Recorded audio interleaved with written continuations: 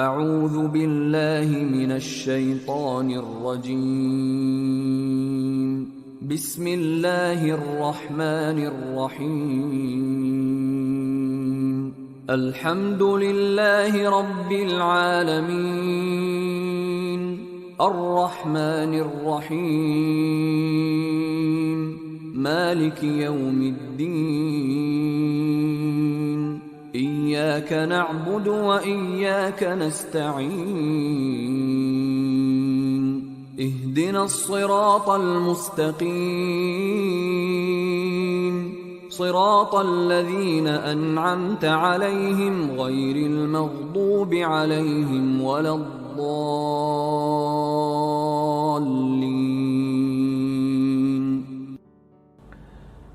أعوذ بالله من الشيطان الرجيم. بسم الله الرحمن الرحيم. الحمد لله رب العالمين. والصلاة والسلام على سيدنا محمد وعلى آله وصحبه أجمعين. سبحانك لا علم لنا إلا ما علمتنا إنك أنت العليم الحكيم. قال رب اشرح لي صدري ويسر لي أمري واحلل عقدة من لساني يفقه قولي. Alhamdulillah, syukur kita ucapkan kepada Allah Subhanahu wa taala yang masih memberikan kita nafas untuk kita menempuh kehidupan pada pagi ini, pada hari Jumaat yang penuh barakah. Apa khabar semua anak-anak murid Ustaz? Selamat pagi, good morning, sabahul khair. Alhamdulillah, moga-moga kalian semua dalam keadaan sihat sejahtera. Alhamdulillah.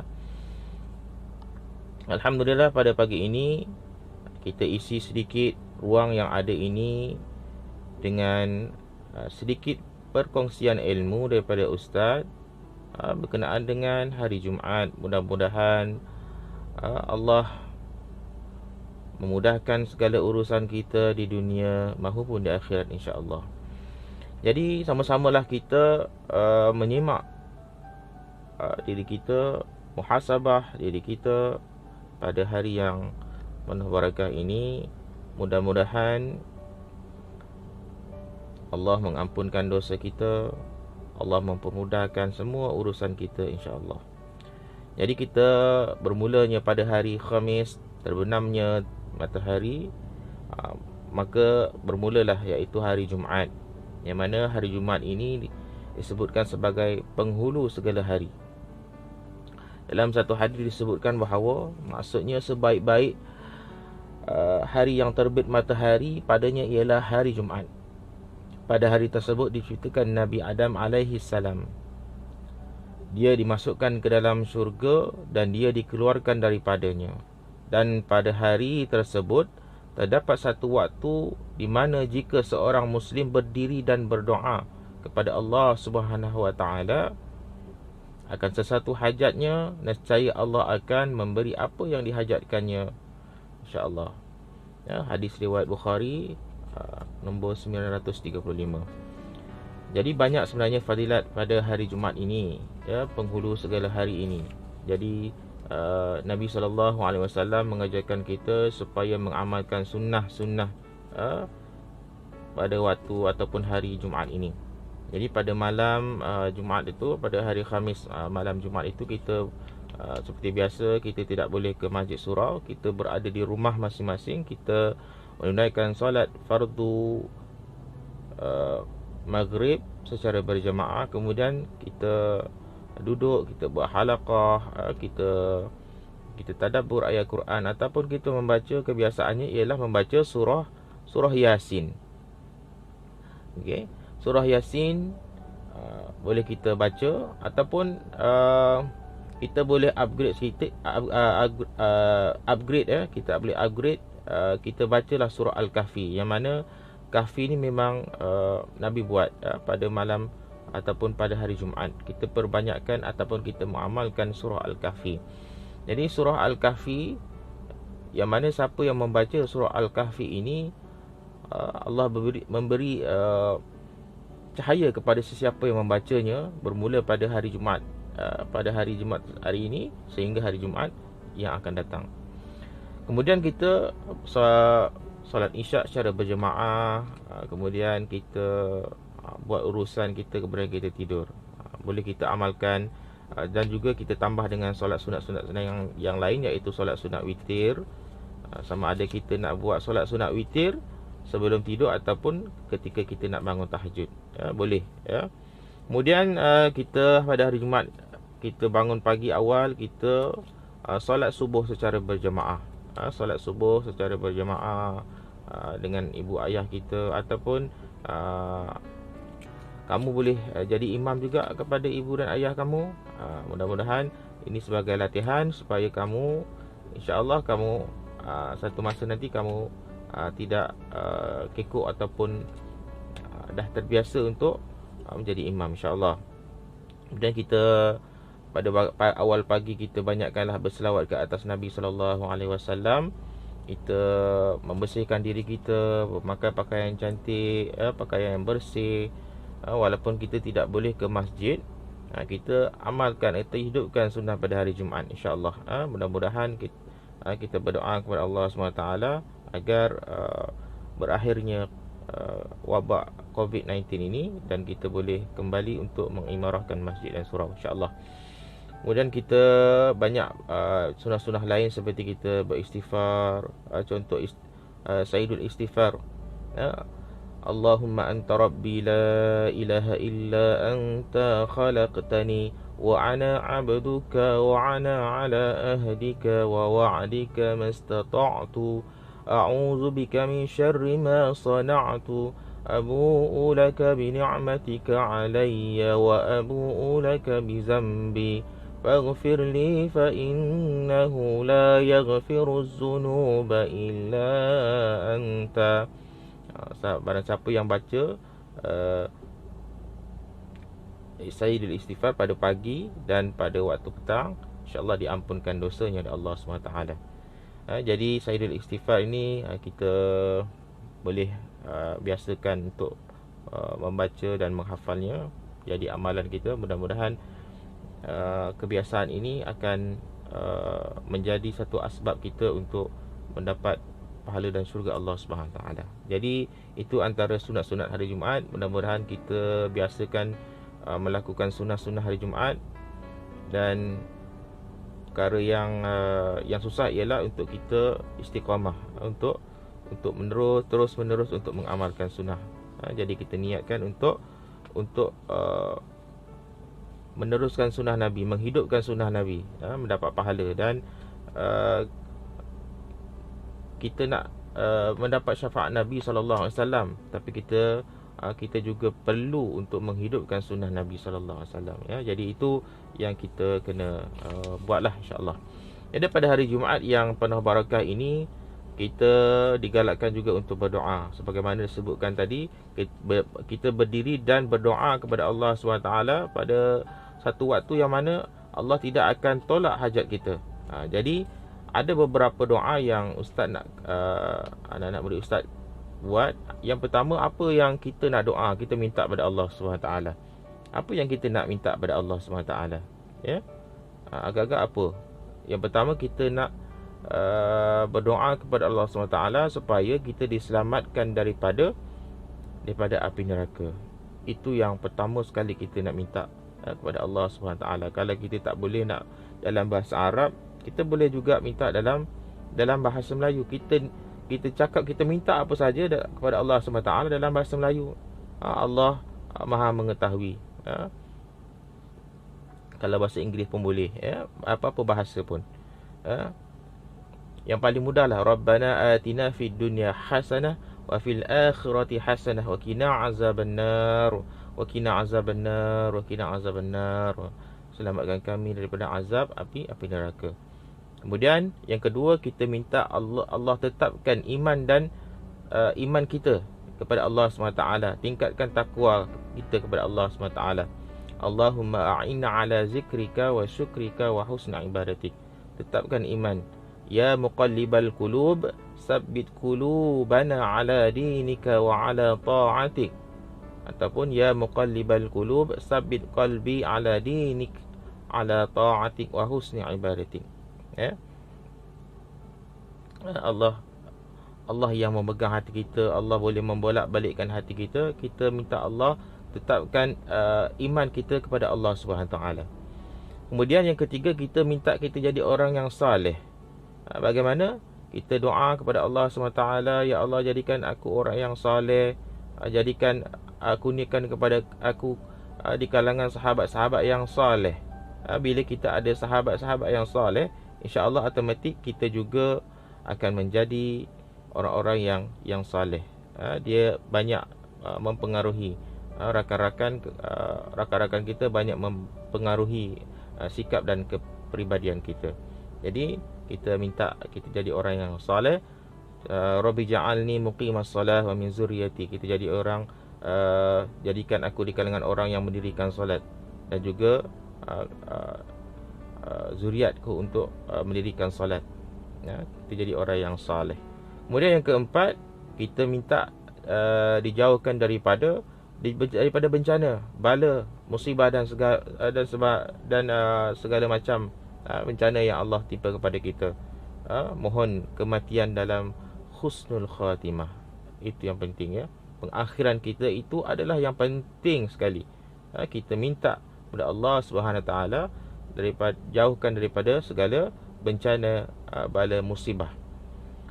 Sebagaimana satu doa disebutkan, Allahumma inni a'udzubika min jahdil bala wa daraqis syaqa wa su'il qada wa syamatatil a'da. Allahumma inni a'udzubika min jahdil bala wa daraqis syaqa wa su'il qada wa syamatatil a'da. Kita mintalah doa kepada Allah SWT dalam keadaan kita ni dilanda satu wabak yang belum jumpa lagi. InsyaAllah setiap penyakit tu ada penawarnya, tapi buat masa sekarang belum lagi. Mudah-mudahan berakhirlah wabak ini secepatnya mungkin, insyaAllah. Kemudian yang kelima, kita mintalah Allah SWT kita diberikan kecukupan rezeki. Kita bukan Allah, Nabi ajar kita dicukupkan rezeki. Bukan kita nak minta kaya raya, boleh je kita nak minta, kan? Tapi Nabi ajar kita kecukupan rezeki yang halal. Allahumma ya ghani ya hamid ya mubdi'u ya mu'id ya rahimu ya wadud aghnina bi halalika an haramik bi fadlika aman siwak. Kita, Allah beri kecukupan kepada rezeki kita. Itu adalah sebaik-baiknya kita jadi orang yang sederhana. Kemudian yang keenam, diberikan ilmu pengetahuan, ditambahkan ilmu pengetahuan, kesihatan, dikenakan keluarga yang mawaddah warahmah, keluarga yang penuh dengan kasih sayang. Kemudian kita mohon kita ada akhlak ataupun kita berakhlak yang baik. Mohon Allah, bagaimana kita tengok cermin, kita baca doa untuk akhlak kepribadian kita, kepribadian yang baik. Dan yang terakhir sekali, ini jarang kita buat, iaitu kita mendoakan orang lain. Ini yang paling hebat sekali. Paling hebat, kita mendoakan kepada orang lain tanpa pengetahuan dia. Contohnya sahabat kita sakit, kita doakan dia tanpa pengetahuan. Kita lebihkan doa kepada orang lain daripada doa kepada kita. Mungkin kita tidak mampu untuk bersedekah dengan jumlah wang yang banyak. Kita berdoa kepada orang lain. Mudah-mudahan mungkin di kalangan 10 orang ada seorang yang doanya mustajab, mustajab. Lalu diangkat doa itu oleh Allah SWT. Jadi itulah antara doa-doa yang Ustaz boleh kongsikan. Jadi untuk seterusnya, kita dalam PKP ini kita sentiasa positif, ya. Kita dalam tempoh kamu belajar secara online PDPR, kita kena banyak bersabarlah, ya.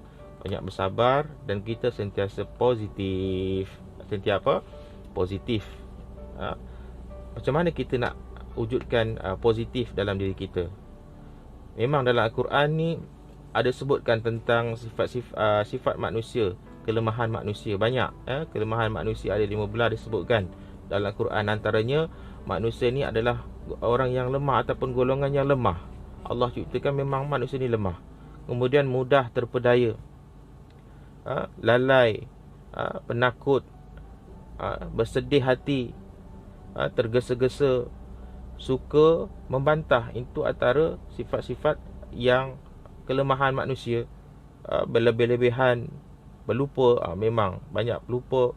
Kemudian sentiasa berkeluh kesah, kikir, iaitu kedekut, kufur nikmat ataupun tidak bersyukur, zalim ataupun bodoh, membuat banyak prasangka dan suka berangan-angan. Dalam Quran sebut, bukan ustaz menambah, memang disebutkan itulah antara sifat manusia, kelemahan manusia. Bagaimana kita nak menyelesaikan kelemahan yang ada dalam diri kita? Allah yang menciptakan kita, Allah tahu kelemahan kita, dan apakah solusi yang kita boleh selesaikan ataupun kita boleh buang sifat-sifat yang lemah itu. Antaranya kita kembali kepada Allah, iaitu berpegang kepada tali Allah, iaitu berpegang kepada agama Allah, iaitu Al-Quran dan sunnah Nabi SAW. Itu yang penting. Yang kedua, kita sentiasa tetap dalam ketaatan, iaitu kita sentiasa beribadah ataupun kita buat apa yang Allah suruh dan tinggalkan apa yang Allah larang. Kemudian jagalah keimanan kita daripada syirik, mensyirikkan Allah, sama ada syirik yang jelas nyata ataupun syirik yang tersembunyi. Sebutkan sebagai riak itu juga sebagai syirik khafi, syirik yang tersembunyi. Hati-hati dalam kita beramal, dijauhkan daripada riak. Kemudian kita sentiasa dalam berjemaah ataupun kita dalam kelompok orang-orang yang baik, dia juga boleh membantu kita dalam meningkatkan ataupun menjauhkan kelemahan-kelemahan dalam diri kita. Setiap manusia pasti ada kelemahan. Allah ciptakan kita ini, sudah tentunya Allah lebih mengetahui kelemahan diri kita. Jadi dalam tempoh PKP ini, kita tingkatkan aura positif kita supaya kita menjadi manusia yang sentiasa memandang sesuatu perkara, sama ada musibah itu pasti ada hikmahnya. Kita jangan pandang dari sudut yang negatif, kita pandang dari sudut yang positif. Jadi dalam tempoh PKP ini ramai yang saya tengok yang kreatif lah, aktif. Mungkin dia tak boleh duduk rumah, dia keluar, dia beriadah. Kena riadah, kita berbasikal ke, kita bermain badminton ke, kita hiking ke dan sebagainya. Jangan kita duduk rumah main game saja. Kita buatlah perkara-perkara yang boleh mengeluarkan peluh supaya dia boleh mengurangkan tekanan dan boleh memberikan kesihatan yang baik kepada diri kita.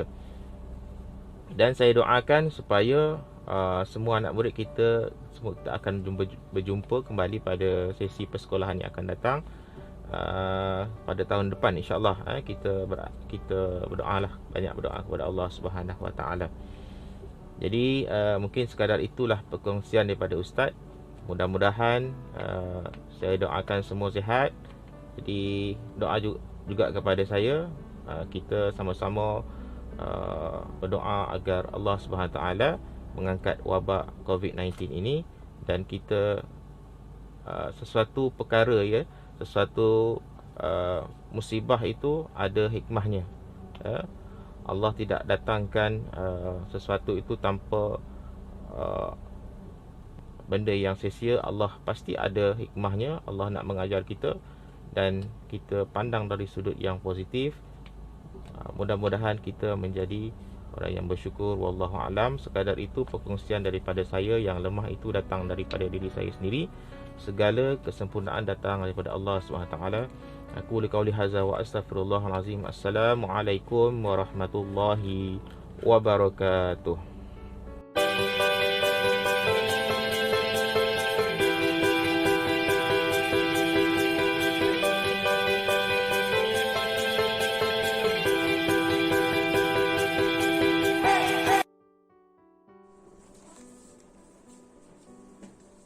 Bismillahirrahmanirrahim. Assalamualaikum warahmatullahi ta'ala wabarakatuh. Alhamdulillahirabbil alamin, wassalatu wassalamu ala rasulina Muhammad wa ala alihi wa sahbihi ajma'in. Qala rabbi shrah li sadri wa yassir li amri wahlul 'uqdatam min lisani yafqahu qawli. Amma ba'd. Yang dimuliakan sahabat, warga guru yang dikasihi anak-anak didik di Sekolah Kebangsaan Sarjana Utama dan muslimin muslimat, mukminin mukminat yang dirahmati Allah Subhanahu wa taala sekalian. Alhamdulillah. Syukur kita kepada Allah Subhanahu wa taala kerana Allah Subhanahu wa taala bagi peluang dan ruang kepada kita yang mana kita sama-sama dapat mengingati Allah Subhanahu wa taala dan kita mempelajari ilmunya. Mudah-mudahan Allah Subhanahu wa taala golongkan kita di kalangan orang yang beriman dan beramal soleh. Dan di akhirat kelak Allah Subhanahu wa taala tempatkan kita dalam syurga. Amin ya rabbal alamin. Muslimin muslimat, mukminin mukminat, anak didik yang dikasihi sekalian. Pada pagi yang berbahagia ini, Ustaz ingin berkongsi satu tazkirah yang bertajuk ciri-ciri muslim yang berjaya di dunia dan di akhirat. Untuk berjaya, kita kena mengikuti orang yang telah berjaya. Siapakah orang yang telah berjaya? Orang yang telah berjaya ialah Nabi sallallahu alaihi wasallam dan para sahabat radhiyallahu anhum ajma'in. Jadi ciri yang pertama yang ada pada diri sahabat ialah mereka meyakini dengan kalimah la ilaha illallah. Mereka yakin bahawa tiada Tuhan melainkan Allah, tiada yang berkuasa bagi faedah dan bahaya melainkan Allah. Seluruh makhluk tidak boleh bagi faedah dan bahaya. Yang bagi faedah dan bahaya ialah Allah Subhanahu wa taala. Makanan tidak boleh bagi kenyang. Yang bagi kenyang adalah Allah Subhanahu wa taala. Bukan bermakna kita tak perlu makan. Kita perlu makan kerana itu adalah perintah Allah, sunnah Nabi sallallahu alaihi wasallam. Apabila kita ikut sunnah Nabi sallallahu alaihi wasallam, Allah Subhanahu wa taala bagi kita kenyang. Apabila kita ikut perintah Allah, sunnah Nabi sallallahu alaihi wasallam, Allah Subhanahu wa taala bagi kita kenyang. Allah Subhanahu wa taala bagi kita pahala. Allah Subhanahu wa taala bagi kita kejayaan hidup dunia akhirat.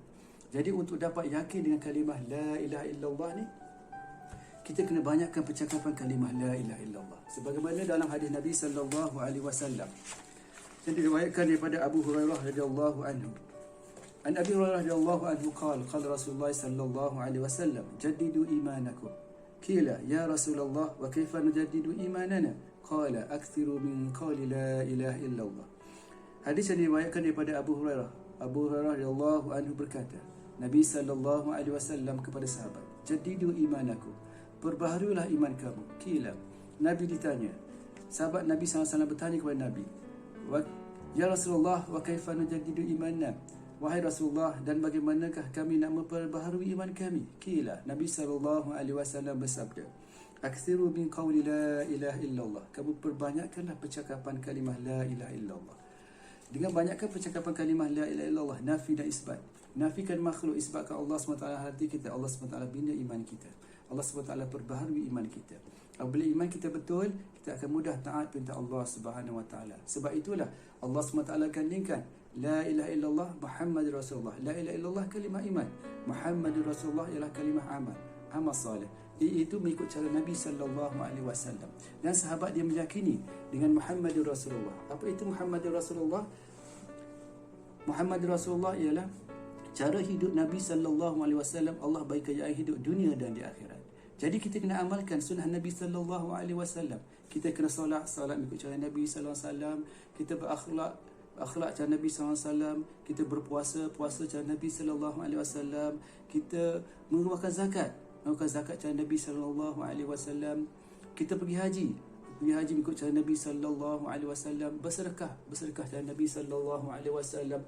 Dengan kita mengikuti sunnah Nabi sallallahu alaihi wasallam, Allah SWT kejayaan hidup di dunia dan di akhirat. Kerana Nabi sallallahu alaihi wasallam ada bersabda dalam hadis, man ahya sunnati faqad ahabbani wa man ahabbani kana ma'i fi jannah. Yang maksudnya, man ahya sunnati, siapa yang menghidupkan sunnahku, faqad ahabbani, sesungguhnya dia telah mengasihiku. Man ahabbani, dan siapa yang telah mengasihiku, kana ma'i fi jannah, adalah dia bersama-samaku dalam syurga. Masya Allah. Jadi sama-samalah kita hidupkan sunnah Nabi sallallahu alaihi wasallam. Jadi la ilaha illallah, perkara pertama, yakin dengan kalimah la ilaha illallah dan Muhammadur Rasulullah. Ini ciri-ciri orang yang berjaya. Ciri yang kedua ialah solat khusyuk dan khudu'.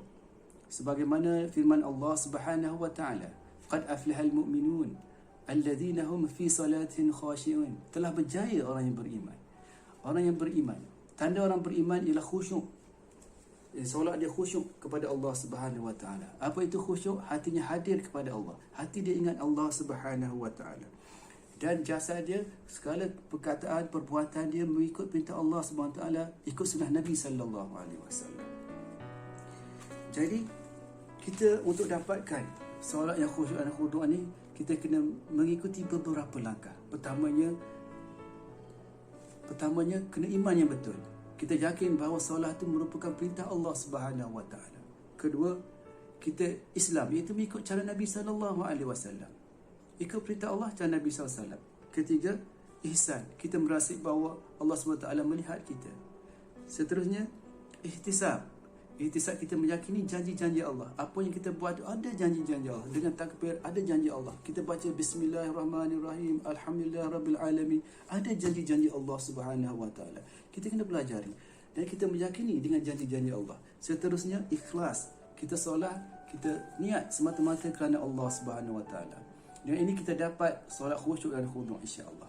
Jadi kelebihan orang yang bersolat, yang menjaga solat ni, Allah Subhanahu wa taala beri ganjaran kehidupan dunia dan di akhirat. Pertamanya, di dunia ini Allah Subhanahu wa taala akan angkat kesempitan hidup dia. Masa di dalam kubur, Allah Subhanahu wa taala angkat azab kubur. Di padang mahsyar, Allah Subhanahu wa taala bagi buku catatan amalan sebelah kanan. Di titian sirat, Allah mudahkan dia melintas titian sirat. Seterusnya masuk surga tanpa hisab. Itulah ganjaran bagi orang-orang yang solat khusyuk dan khudu'. Jadi sama-sama kita usaha untuk mencapai solat khusyuk dan khudu' ini. Perkara seterusnya ialah ilmu dan zikir. Kita kena usaha dalam diri kita untuk belajar dan mengajar ilmu. Kita belajar ilmu. Sebab apa itu ilmu? Sebab ilmu ini merupakan ilmu itu perintah-perintah Allah. Ilmu itu ialah perintah-perintah Allah. Jadi kita kena ketahui apakah perintah-perintah Allah SWT setiap masa dan keadaan. Setiap masa dan keadaan ada perintah-perintah Allah. Sekarang ni ada perintah-perintah Allah. Perintah Allah, apa perintah Allah? Kita dengar tazkirah, itu perintah Allah Subhanahu wa taala. Kita duduk dengan sopan santun, itu perintah Allah Subhanahu wa taala. Cara untuk dapat ilmu ni, kita kena belajar dengan ahli ulama lah. Berkaitan dengan masail, kita belajar dengan ahli ulama. Dan kita kena belajar juga, kena tahu apa janji-janji Allah di sebalik amalan tu. Apa janji-janji Allah, kita kena belajar. Jadi kelebihan orang yang berilmu ni, yarfa'illahu alladhina amanu minkum wa utul ilma darajat. Allah SWT berfirman dalam Al-Quran, Allah SWT mengangkat darjat orang beriman dan diberi ilmu ni dengan beberapa darjat. Jadi semoga kita jadi orang yang berilmu. Dan ilmu ni dia digantikan dengan zikir. Orang yang berilmu, kalau tidak ingat Allah, Allah SWT tak beri taufik dan hidayah kepada dia untuk beramal. Jadi bila dia mengingati Allah, orang yang mengetahui, bila dihubungkan dengan hati dia ingat Allah SWT, Allah SWT beri taufik dia untuk taat perintah Allah SWT. Ikut taat perintah Allah, ikut cara Nabi SAW. Jadi sebab itulah kita kena amalkan zikir setiap pagi dan petang. Sebagaimana dalam firman Allah SWT, Ya ayyuhalladzina amanu dzkurullaha dzikran katsira wasabbihuhu bukratan wa asila. Surah Al-Ahzab ayat 41. Wahai orang-orang yang beriman, ingatlah Allah SWT dengan ingatan yang sebanyaknya, dan bertasbihlah kepada Allah SWT ni pagi dan petang. Jadi Allah SWT, tanda orang beriman ingat Allah Subhanahu wa taala dengan ingatan dan sebutan yang sebanyak-banyaknya, dan dia bertasbih di pagi dan petang. Jadi kita kena amalkan zikir-zikir ini. Antaranya kita kena amalkan tasbih.